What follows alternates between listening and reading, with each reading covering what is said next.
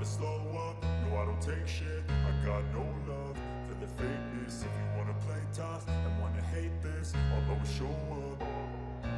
I don't ever slow up, no I don't take shit. I got no love for the fakeness. If you wanna play tough and wanna hate this, I'll always show up and make a statement. I don't ever slow up, no I don't take shit. I got no love for the fakeness. If you wanna play tough and wanna hate this, I'll always show up and make a statement. Everything. Marc Marquez menuntut Honda segera memaksimalkan performa motor RC213V. Jika tidak, pembalap Repsol Honda itu pesimistis bisa berprestasi pada MotoGP 2023. Marquez sempat dikabarkan akan hengkang dari Honda lantaran tidak menyediakan motor yang kompetitif. Padahal, Marquez masih terikat kontrak sampai 2024 bersama timnya saat ini. Pembalap asal Spanyol itu menyatakan ketidakpuasannya dengan motornya, setelah menjalani tes MotoGP di Valencia beberapa waktu lalu. Pasalnya, dalam ajang itu dia hanya finish di posisi ke-13, kami tidak akan bisa bertarung untuk kejuaraan dunia dengan motor ini pada 2023, kata Marc Marquez dilansir dari Speedway. Kekhawatirannya itu karena menilai persaingan pada MotoGP 2023 akan jauh lebih ketat.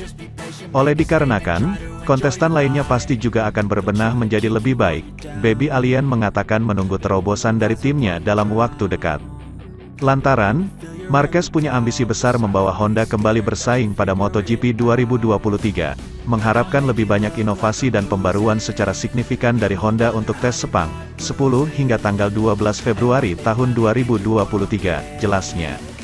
Sebagaimana diketahui, pada MotoGP 2022 Honda kesulitan untuk mengembangkan motor mereka. Kondisi performa RC213V terus terpuruk pada musim itu. Di sisi lain, Marc Marquez dianggap masih mampu jadi biang penjegal Ducati di MotoGP, menurut Dani Pedrosa.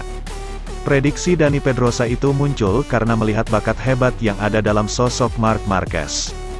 Meskipun saat ini Ducati tampak menjadi tim raksasa MotoGP, yang bahkan mampu mengalahkan tim-tim pabrikan Jepang, Marc Marquez disebut masih jadi batu sandungan yang harus diperhitungkan. Keyakinan Dani Pedrosa itu, terkait kemampuan Marc Marquez yang selalu membuat kejutan di momen yang sulit bahkan hampir mustahil. Marc Marquez dinilai selalu bisa memaksimalkan apa yang ada, sekalipun modal yang ia miliki tidak sempurna. Tapi dia berhasil memenangkan kejuaraan dan beradaptasi dengan baik dengan ban baru. Dia pembalap yang lain daripada yang lain. Dia mengesankan di lintasan karena dia melakukan hal-hal spesial yang tidak dapat saya tandingi. Dia melakukan hal lain yang tidak biasa, jelas Pedrosa. Sementara itu, pembalap Yamaha Factory Racing, Fabio Quartararo, berbicara tentang kekalahan dari wakil Ducati, Francesco Bagnaia. Ia mengaku selalu melewati batas sepanjang MotoGP 2022. Hingga pekan ke-18, Quartararo masih punya kans untuk mempertahankan gelar. Baru pada MotoGP Australia, Francesco Bagnaia memimpin dan akhirnya merebut gelar juara. Setelah 20 balapan, Bagnaia dan Quartararo dipisahkan oleh 17 poin. Kedua pesaing juara dunia ini membuat kesalahan dan membuang poin penting. Dalam kasus El Diablo, masalah besarnya adalah daya saing Yamaha M1. Pada awal musim MotoGP yang baru, ketika saya adalah juara bertahan, saya jelas berharap bisa lebih baik dari posisi kedua. Tapi dengan cepat menjadi jelas bahwa saya tidak memiliki kualifikasi yang sama karena para pembalap Ducati bertarung di lintasan lurus sangat cepat, tutur Quartararo dalam wawancara dengan Le Monde. Saya tidak memiliki penyokong keselamatan yang tersisa. Saya melaju pada batas kemampuan saya sepanjang musim, ia menambahkan. Jika Anda memikirkannya, ini adalah hasil yang bagus untuk finish kedua di belakang Francesco Bagnaia, bahkan jika saya ambisius dan karena itu tidak puas. Sementara Bagnaia kehilangan banyak poin usai terjatuh dan kadang tertinggal 91 poin. Quartararo membuat beberapa kesalahan, terutama dalam sprint terakhir untuk gelar.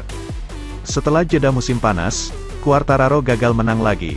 Hanya di Spielberg dan Sepang, ia berhasil naik podium.